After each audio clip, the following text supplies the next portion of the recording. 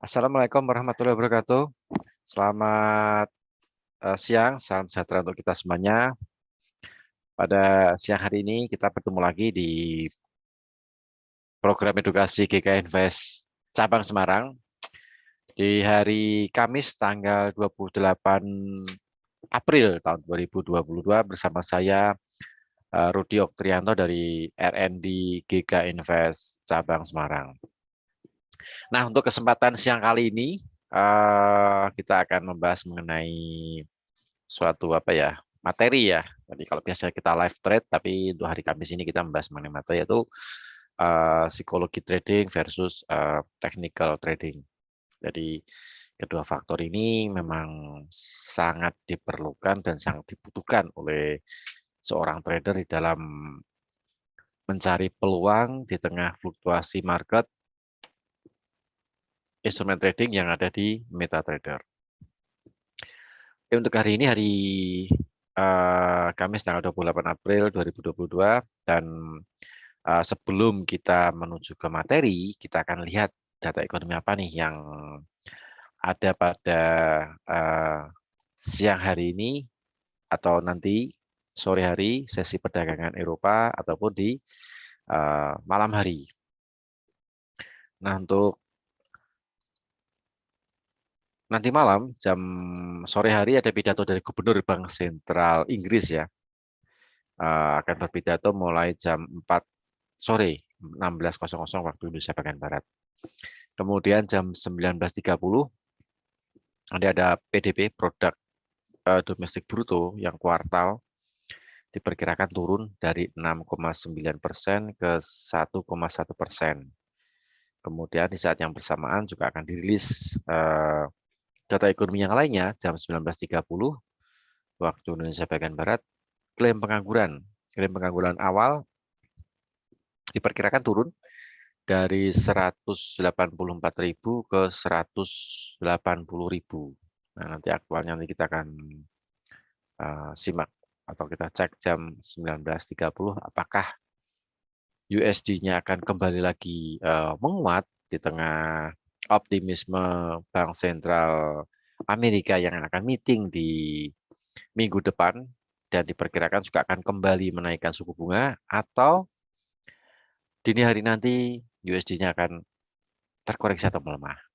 Nah, nanti kita akan simak jam 19.30. Oh ya, untuk meeting the Fed itu minggu depan ya, minggu depan hari Kamis biasanya, Kamis pagi. Nanti akan dirilis mengenai hasil meeting dari Bank Sentral Amerika. Oke, untuk yang akan kita bahas di sesi di siang hari ini, nanti kita akan ini ya. Jadi kita bahas mengenai psikologis dulu nih. Nah, ceritanya psikologi trading versus technical trading. Nah, untuk psikologi trading, nah kita bahas satu dia. Nah, untuk psikologi trading ini sangat sangat penting sekali. Kemudian technical trading itu juga cukup penting. Jadi kedua faktor ini memang sangat-sangat dibutuhkan oleh seorang trader di dalam mencari peluang ya, atau mungkin mencari profit lah ya, atau mencari cuan di tengah fluktuasi instrumen trading yang ada di MetaTrader.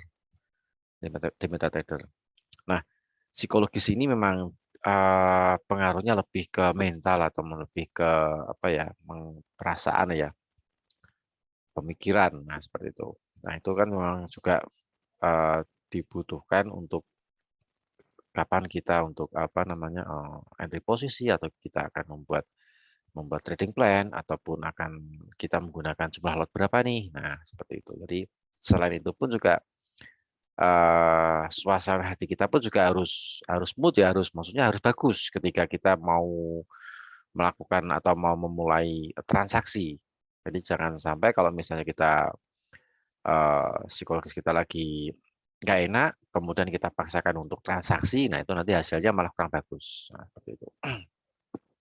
Nah, di dalam psikologi trading ini, yang pertama kita harus mengetahui nih kemampuan diri kita sendiri nih. Nah, maksudnya kemampuan itu meliputi pengetahuan kita mengenai market. Oh, emas ini harganya naik turun, range-nya sekian sekian sekian, pound sterling GU range hariannya sekian sekian pip misalnya. Kemudian pengaruhnya terhadap data ekonomi ini. Nah, secara teknikal atau mungkin secara fundamentalnya pengaruhnya ke suku bunga misalnya seperti itu. Jadi kemudian kemampuan kita membaca market nih. Nah, apakah mungkin kita menggunakan pola candle ataupun kita menggunakan apa namanya indikator ataupun kita cuma menggunakan data-data fundamental nih yang kita jadikan acuan untuk kita melakukan entry posisi. Nah, jadi mengetahui kemampuan diri sendiri itu cukup penting sekali ya, termasuk masuknya di dalam kategori psikologi trading. Jadi kita tahu mengenai apa namanya kemampuan diri kita di dalam membaca, misalnya membaca price action atau membaca pola grafik atau membaca caranya menggunakan moving average. Nah, itu juga cukup penting sekali karena jadi kita akan lebih apa ya namanya lebih lebih pede lah ya, lebih tahu. Oh ini maksudnya candlestick-nya sudah melewati garis moving average nih. Nah, berarti ini sinyalnya untuk naik, buy. Candlestick-nya naik. Ataupun kalau sebaliknya turun, oh sell. Seperti itu. Nomor 2, tidak mudah menyerah. Nah, psikologi trading memang kalau kita memang sudah terjun ke dunia trading, nah, dan kita menggelutinya sekian lama nih misalnya nih, dan kita pun merasa enjoy dengan transaksi, ya mungkin kalau misalnya sesekali mungkin MC atau mungkin kena stop out atau modalnya habis, ya itu mungkin proses untuk belajar. Mungkin bisa dipo lagi biasanya kan. Kalau saya lihat di grup-grup Facebook itu biasanya isinya depo lagi kapan widinya, nah seperti itu kan. Jadi memang tapi ya memang harus kalau misalnya modal habis ya kita harus dapat memetik suatu pelajaran sih ya. Oh, ternyata saya salah nih membaca indikator misalnya seperti itu. Atau mungkin saya salah mengambil keputusan nih, harusnya buy tapi kok malah saya paksakan sell karena pengaruh dari analisanya teman misalnya. Nah, jadi kita tahu nih kalau misalnya kita kita salah nih ya misalnya, tahu. Dan tidak mudah menyerah ini misalnya kalau misalnya kita terkena stop loss, nah mungkin kita harus bangkit lagi nih. Aduh, ini modal saya hilang $100 nih hari ini misalnya. Di sesi Asia misalnya, di Asia modal saya hilang nih $100. Ini saya coba cek lagi di sesi Eropa apakah nanti bisa transaksi lagi, cari peluang lagi. Nah, seperti itu. Jadi maksudnya tidak untuk balas dendam sih ya, tapi untuk lebih ke mencari apa ya, mencari peluang di sesi-sesi berikutnya, entah itu sesi Eropa, entah itu sesi Amerika, ataupun balik lagi sesi Eropanya lagi, ya seperti itu. Jadi dibutuhkanlah mental tidak mudah menyerah. Nomor 3, memiliki konsep dan strategi trading yang jelas. Nah, ini juga cukup penting sekali. Konsepnya kita harus jelas nih. Saya mau memulai transaksi, saya mau mulai memanfaatkan volatilitas crude oil misalnya. Crude oil, saya punya strategi ini, konsep seperti ini nih, trading plan seperti ini. Nah, dan saya sudah memahami. Nah, itu yang cukup penting, harus memahami strategi yang kita buat nih. Nah, ini cukup penting. Jadi arah kita jelas, tujuan kita jelas. Oh, saya mau ke Jakarta. Nah, berarti saya harus menggunakan sepeda motor atau menggunakan mobil atau menggunakan kereta atau menggunakan pesawat. Nah, itu harus jelas. Jadi tujuan kita harus jelas dulu.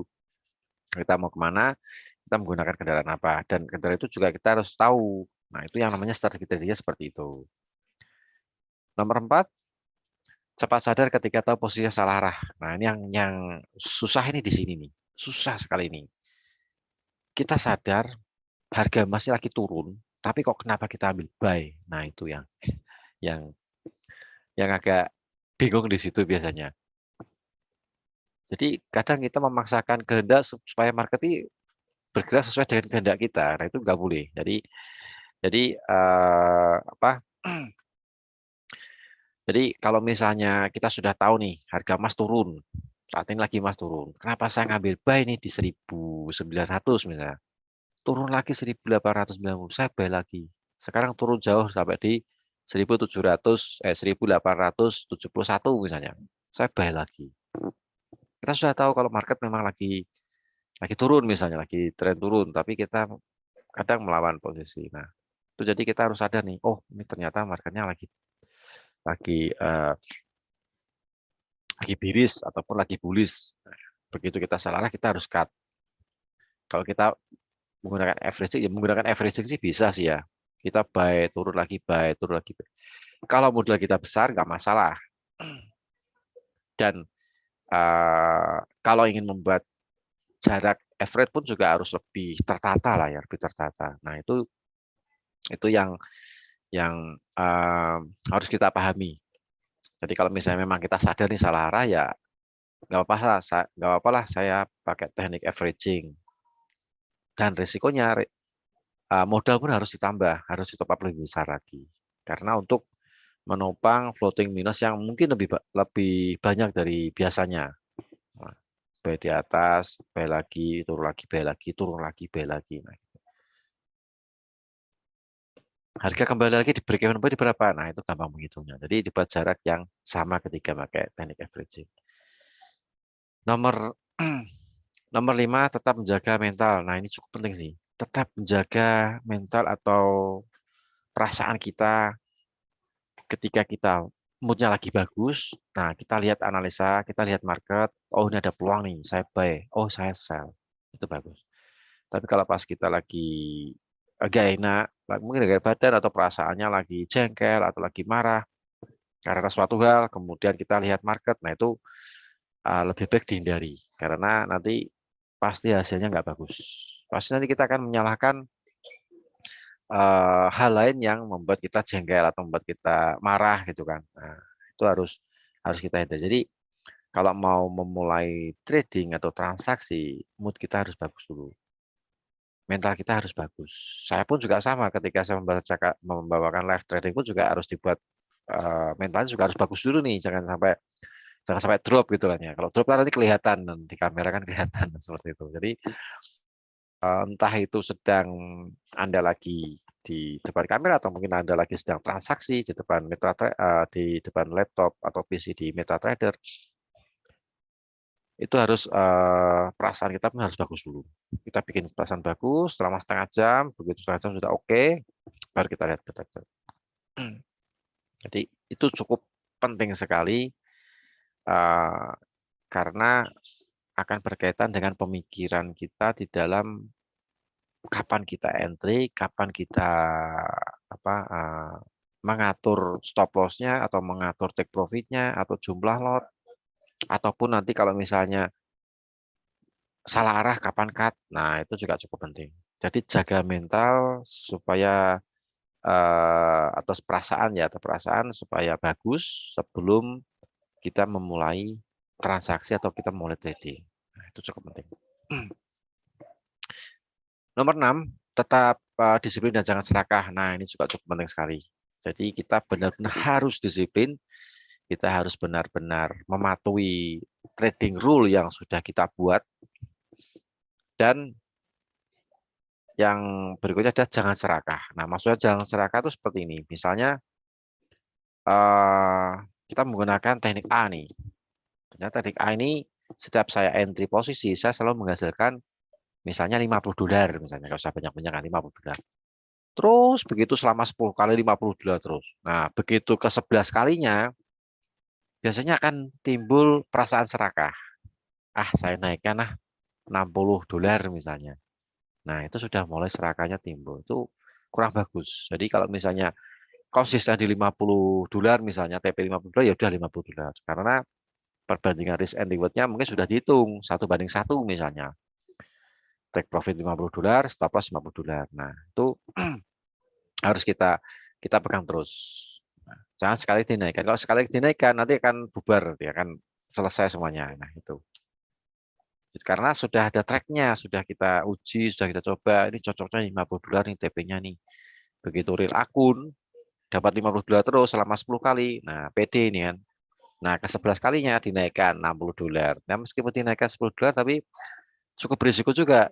Iya, kalau sesuai dengan ekspektasinya naik $60. Tapi kalau misalnya cuma sampai $51 terus habis itu market berbalik arah kan yang rugi kan kita sendiri. Jadi eh, nomor 6 tetap disiplin dan jangan serakah ini memang cukup penting sekali di dalam kita bertransaksi. Nah, gitu. Nomor 8 nih, jangan berharap kaya mendadak dari trading dengan modal kecil. Nah, ini banyak sekali yang biasanya nyubi-nyubi ya. Nyubi modal modal trading misalnya $500 atau mungkin $1.000.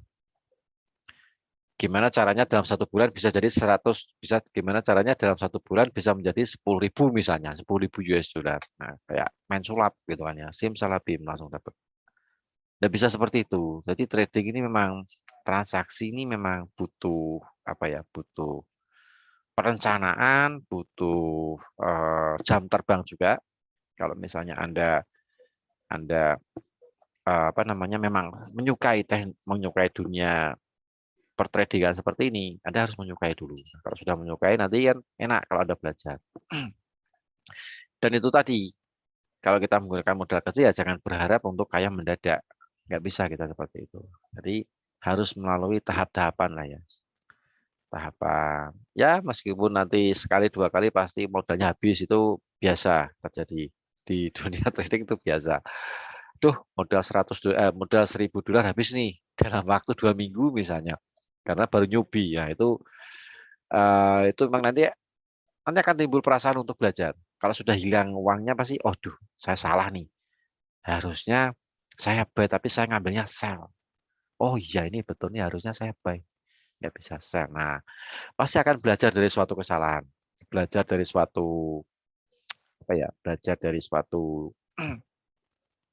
yang sudah kita lakukan harusnya tidak boleh kita lakukan tapi kita lakukan. Nah, seperti itu. Jadi itu nanti akan timbul dengan sendirinya seiring seiring proses untuk kita di dalam mencari cuan di dalam untuk trading. Nah, seperti jadi hilangkan perasaan kaya mendadak di dalam dunia trading.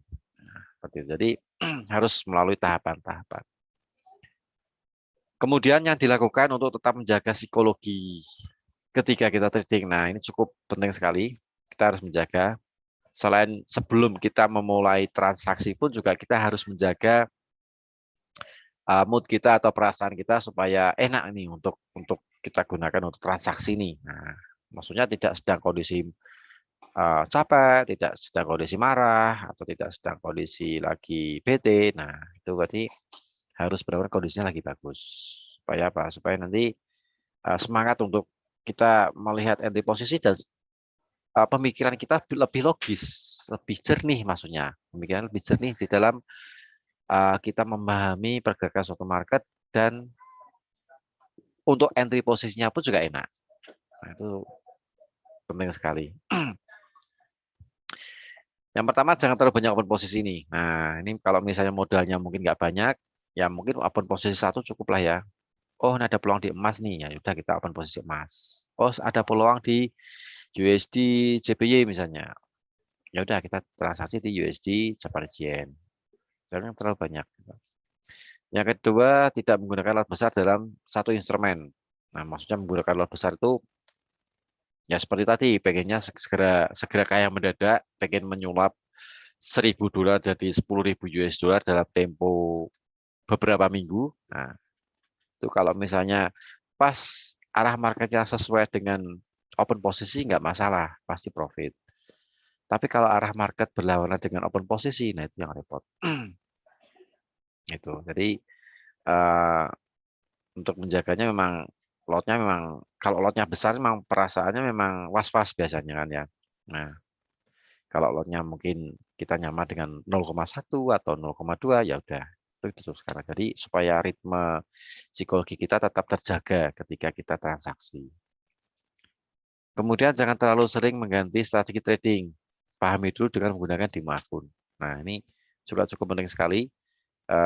Misalnya kita pakai strategi A nih. Waduh, strategi A sudah menghabiskan uang saya misalnya $500 selesai MC misalnya.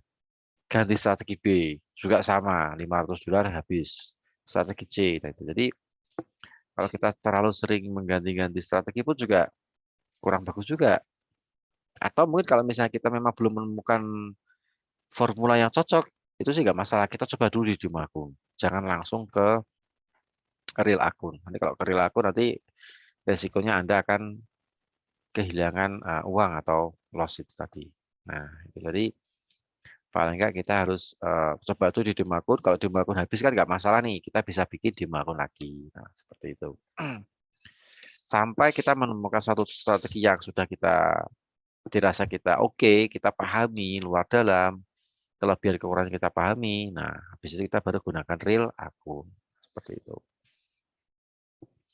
Nomor 4, memahami risk management dengan baik. Nah, ini cukup penting sekali karena kita harus mengetahui risk management, entah itu cut loss, locking, average, atau cut and switch, ataupun apa ya, cut and reverse, jadi atau trailing stop. Nah, itu harus kita pahami dalam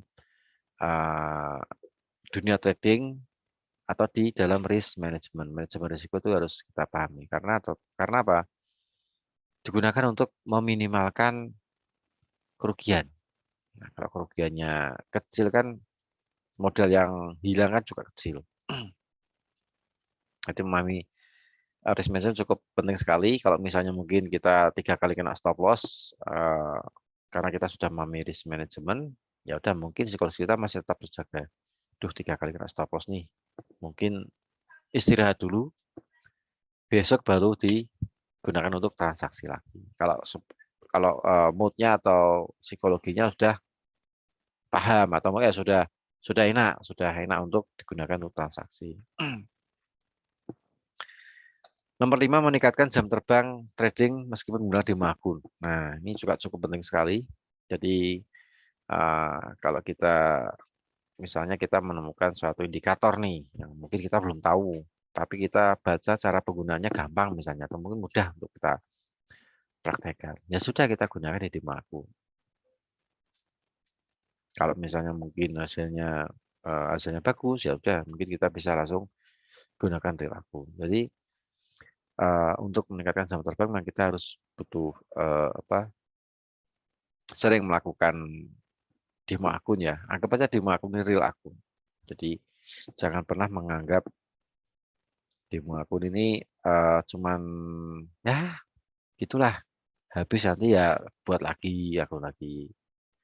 Nanti kalau misalnya apa namanya, demo akunnya nilainya misalnya 5.000 atau 10.000, ya mungkin kita pakai lot yang besar, 2 lot apa 3 lot, ya itu nggak boleh seperti itu. Jadi kita perlakukan demo akun ini selayaknya akun real supaya kita benar-benar terlatih dan kita tidak sia-sia nih ingin meningkatkan jam terbang misalnya. Nah, tidak sia-sia meningkatkan jam terbang karena kita menganggap akun demo ini adalah akun real. Nah, itu yang susahnya di situ nih. Nomor 6, tetap menjaga jiwa dan raga. Itu tadi di dalam transaksi mungkin kita butuh ketenangan, perasaan lagi enak, kemudian supaya kita bisa berpikir secara jernih, kapan kita entry, kapan kita exit, TP stop loss, sudah kita persiapan semuanya. Jadi tetap menjaga jiwa dan raga ini cukup penting sekali untuk kita lakukan sebelum kita melakukan entry posisi. Nah, ini yang penting. Biasanya dalam dunia pertradingan biasanya orang atau trader ini lebih fokus ke metode atau lebih fokus ke strategi. Nah, harusnya kita tidak fokus ke strategi, kita fokusnya itu ke money manajemen sama main atau pemikiran kita. Nah, itu yang cukup pentingnya tuh di situ. Jadi selama ini kita lihatnya piramida yang atas nih, yang metodenya agak banyak. Kemudian maninya tengah dan yang atas main. Jadi metode ini memang penting, tapi lebih penting lagi jika kita pemikiran kita pun akan lebih apa ya, lebih luas ataupun kita pun juga memahami money management. Nah, uang kita berapa nih, lot kita berapa. Jadi kita hitung semuanya. baru nanti kita gunakan metode. Jangan sampai kebalik. Jadi harusnya jika ingin lebih sukses di dalam trading, harusnya money sama main ini memang posisinya di atas. Jadi modelnya piramida kebalik gitu ya. Piramida kebalik. Di bawahnya metode. Nah, yang selama ini kita tahu ya metodenya di atas biasanya. Karena metode trading ini memang segalanya untuk apa ya? Untuk mencari entry posisi atau mencari cuan. Nah, istilahnya seperti itu. Tapi sebenarnya itu salah. Jadi metode ini letaknya di bawah. Pemikirannya yang di atas lebih banyak dan money-nya di tengah banyak. Ini ya, jadi mulai saat ini mungkin kita bisa lihat, kita bisa sadar kalau misalnya strategi ini memang porsinya memang lebih apa ya, lebih sedikit ya, lebih sedikit. Jadi kita lebih banyak ke money management sama main yang itu, money sama main. Sifatnya sama Alexander Elder.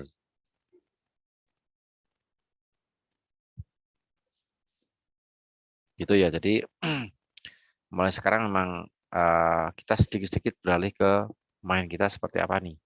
Apakah main kita memang lagi bagus atau lagi pemikiran kita mungkin lagi ada masalah atau kendala. Nah, seperti itu ya.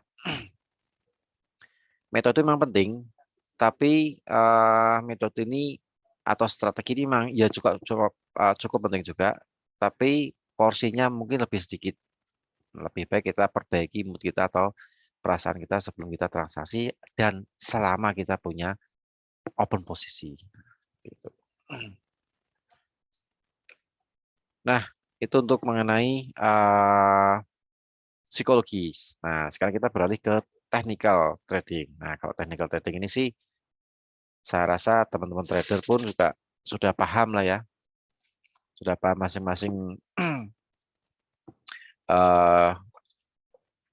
analisa teknikal. Nah, analisa teknikal juga sudah paham semuanya, sudah paham. Nah, di dalam analisa teknikal ini saya membagi menjadi 3 untuk bagian analisa teknikal nih. Yang pertama biasanya menggunakan pola candlestick.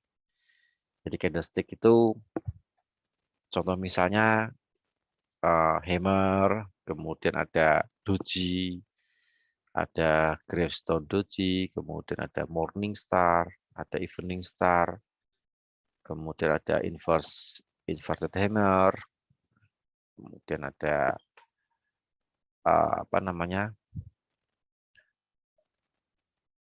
Nah, seperti itu. Jadi pola-pola candle ini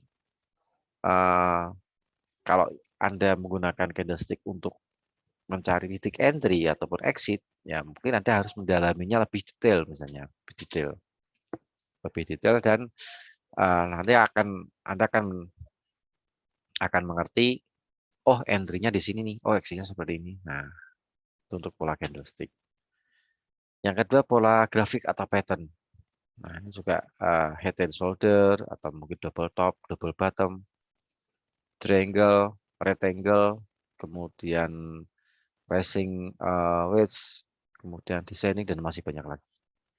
Nah, pola grafik ini memang apa namanya memang kayak semacam kode Morse lah ya.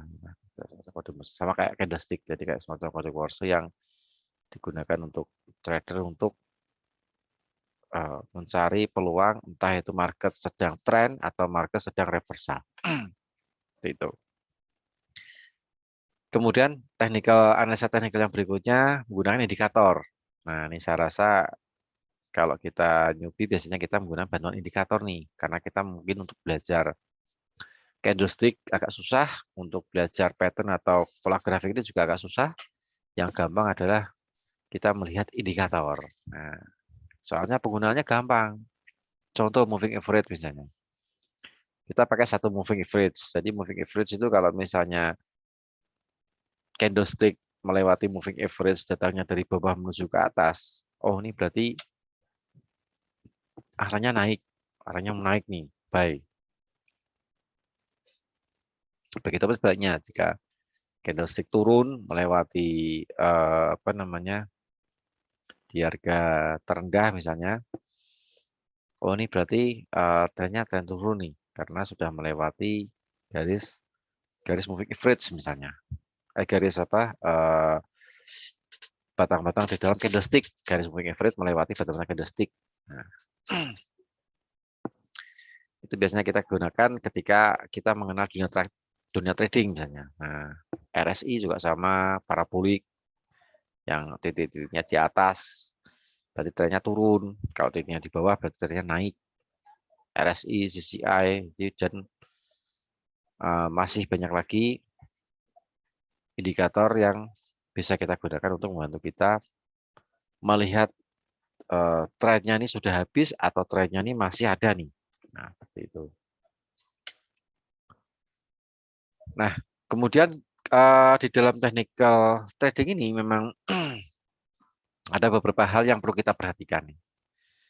Yang pertama, memahami konsep dasar dari analisa teknikal. Nah, konsep dasarnya seperti apa dulu nih? Kita harus pahami dulu. Kemudian memahami konsep trendline misalnya. Oh, trendline, kita menggunakan trendline garis misalkan.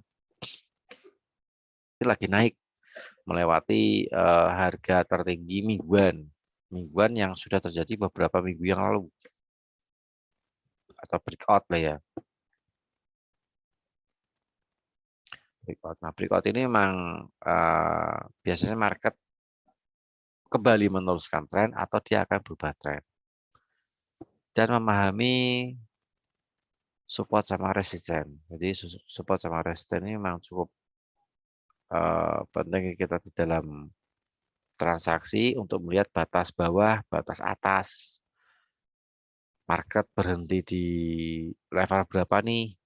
Di atasnya atau mungkin bawahnya market berhenti di level berapa. Nah, paling enggak kita harus memahami gambaran angka-angkanya, kedalamannya, atau mungkin batas resisten kuat, support kuat, itu harus kita pahami ya. Pahami dulu. Itu tergabung dalam analisa teknikal. Kemudian yang harus dilakukan di dalam analisa teknikal, yang pertama mematuhi strategi trading yang sudah dibuat. Nah ini cukup penting sekali. Kita harus mematuhi trading plan nih. Trading plan yang sudah kita bikin. Sudah bikinnya capek-capek, susah-susah. Habis itu nggak digunakan. Karena eman-eman. Jadi mematuhi trading strategi trading yang telah dibuat. Nomor 2, tidak terburu-buru untuk melakukan open posisi jika ada sinyal trading yang sudah dibuat.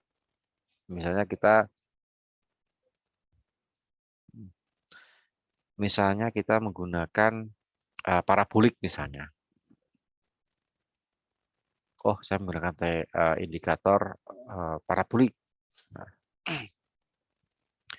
ketika ada titiknya di atas, berarti ini untuk arahnya turun. Ketika titiknya berada di bawah, ini arahnya naik. Nah, berarti kita harus patuhi ini. Jangan dibalik-balik. Nah, kalau misalnya kita sudah nyaman dengan apa yang sudah ditentukan cara penggunaannya, ya sudah kita patuhi. Jadi, tidak terburu-buru untuk melakukan open posisi sebelum ada sinyal dari strategi yang sudah dibuat. Nah, kita harus sedikit sabar. Wah, ini sudah muncul nih sinyal buy nih. Karena market sudah melewati support misalnya, support kedua misalnya.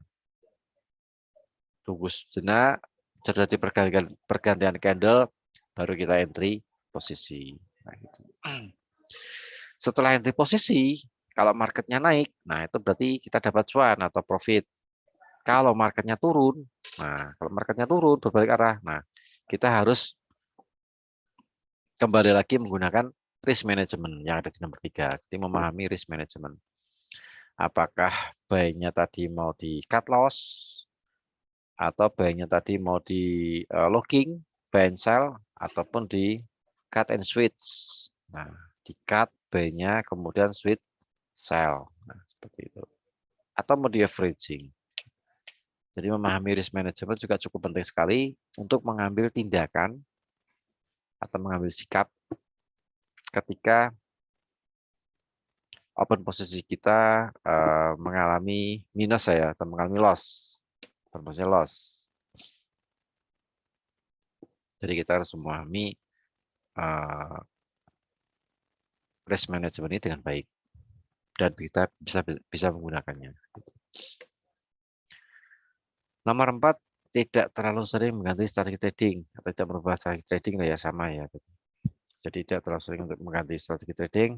Kalau kita sudah nyaman dengan strategi A misalnya, dan ini juga saya rasa itu cukup bagus, ya sudah kita pakai strategi itu, dipakai terus. Menghindari strategi yang rumit dan sulit dipahami. Nah ini agak susah.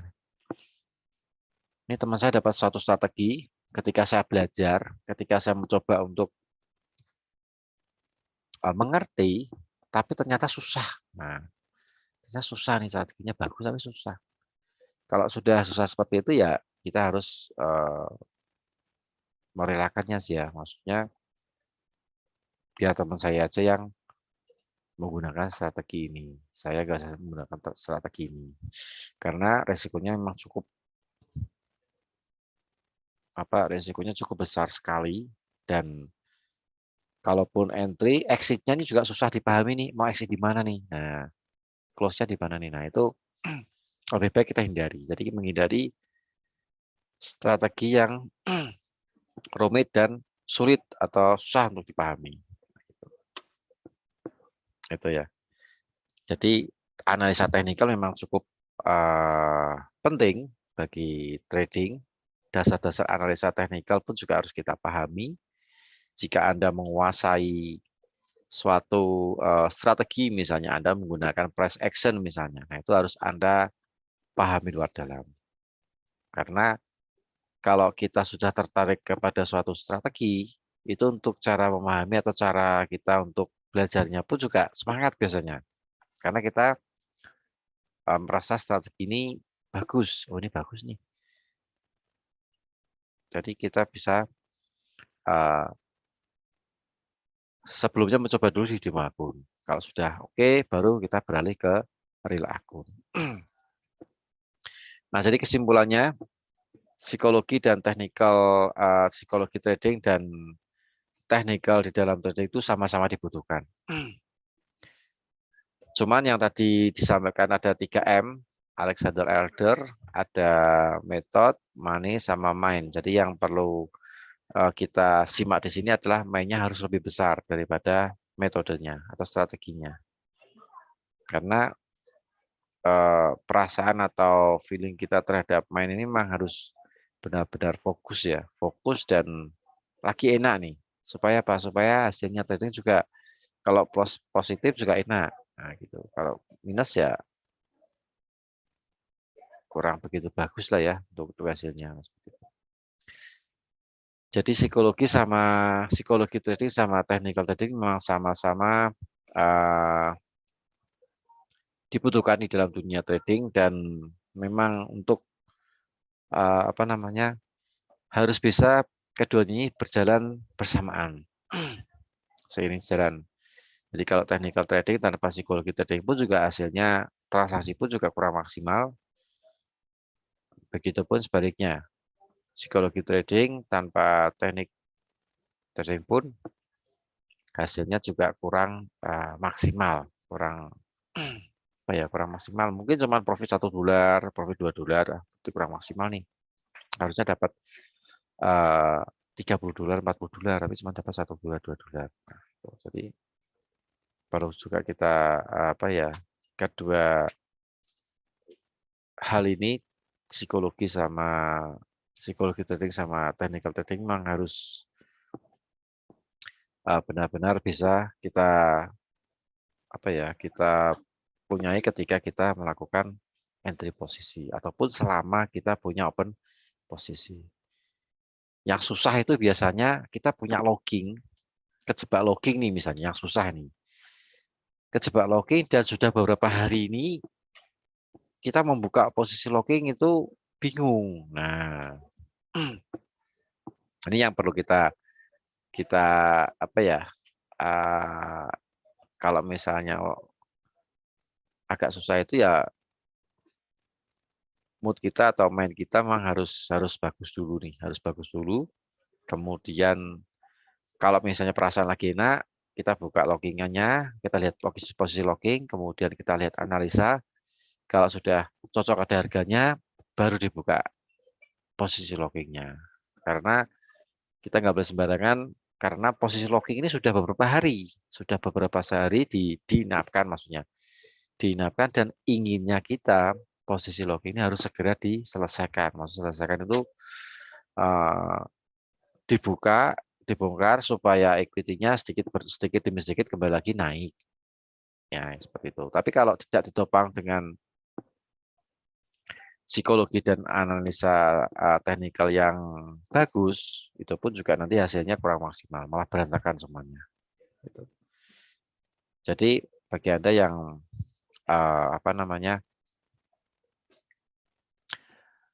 yang misalnya punya open posisi locking, nah itu kalau misalnya membuka posisi lockingannya, Anda harus mood Anda, perasaan Anda pun harus nyaman dulu nih. Saya pengen buka posisi locking. Ini lagi enak posisi, lagi enak perasaannya, lagi tidak sedang memikirkan sesuatu dan lagi tidak sedang kondisi marah. Nah, jadi supaya dalam membuka posisi locking ini kita memiliki pemikiran yang lebih jernih, intinya seperti itu. Makanya tadi 3M tadi memang mainnya yang lebih tinggi, lebih banyak daripada yang metodenya. Karena perasaan nyaman ini memang sangat-sangat berpengaruh terhadap hasil trading. Gitu ya. Jadi kesimpulannya, psikologi trading dan technical trading di dalam dunia trading ini memang sangat-sangat sama-sama dibutuhkan. Keduanya harus bisa berjalan bersamaan ya, berjalan bersamaan. Jadi technical trading tanpa psikologi trading pun hasil trading pun juga kurang maksimal. Psikologi trading tanpa technical trading, maka hasil transaksinya pun juga kurang maksimal. Jadi paling tidak kita harus bisa memadukan antara technical trading dengan psikologi trading supaya hasil yang transaksi kita bisa lebih maksimal. Nah, gitu. Oke, itu untuk materi kita di siang hari ini. Oh ya, jangan lupa di Giga Invest lagi ada promo nih. Promonya ada 3. Yang pertama free swap jika Anda masuk $500 nih hari sampai besok ya, sampai besok. Kami ada tanggal 30 hari Sabtu. Jika Anda membuat demo akun atau bukan, jika Anda membuat real akun bukan demo akun, sorry. Jika Anda membuat real akun dan mengisi depositnya dengan $500 atau 5 juta rupiah, nanti Anda akan mendapatkan fasilitas free swap, bebas biaya menginap. Yang kedua, Anda bisa menikmati liburan di luar negeri di musim panas, ke Dubai, ke Turki, ke Maldives, ataupun ke Pulau Bali. Itu Anda bisa pilih syarat dan ketentuannya seperti apa. Anda bisa menanyakan kontak person Anda di Giga Invest. Kemudian promo yang ketiga, 3 hari Kemilo di hari kemenangan, Anda bisa bertransaksi atau trading bersama Giga Invest dan berpeluang untuk mendapatkan emas batangan, mulai emas 1 gram sampai 10 gram. Syaratnya untuk depositnya atau top up mulai dari $500 untuk emas 1 gram ya, peluang untuk mendapatkan emas 1 gram sampai top up $5.000 untuk mendapatkan berpeluang untuk mendapatkan emas senilai 10 gram. Syaratnya seperti apa? Silakan Anda tanyakan ke kontak person Anda di Giga Invest Cabang Semarang. Kalau Anda punya kontak person di Giga Invest atau tim marketing Giga Invest Cabang Semarang, silakan Anda menghubungi dan menanyakan syarat dan ketentuan seperti gimana, apa. Kalau Anda dirasa mungkin tertarik, nah silahkan untuk melakukan atau memenuhi syarat-syarat yang sudah ditentukan. Seperti itu. Oke. Kemudian untuk program edukasi kami, jangan lupa besok kita ada live trade jam 3 sore ya, hari Jumat. Hari Jumat jam 3 sore nanti bersama saya dan Ardiansah. Besok Anda bisa login di Zoom meeting kami ataupun di channel YouTube Giga Invest Semarang Indonesia.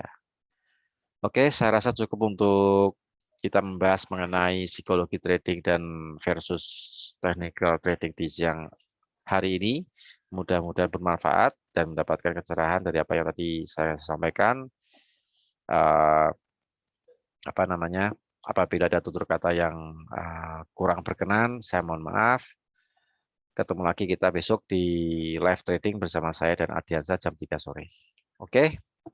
Wassalamualaikum warahmatullahi wabarakatuh. Selamat menjalankan ibadah puasa. Selamat melanjutkan aktivitas kembali. Salam profit dan sukses untuk kita semuanya. Terima kasih.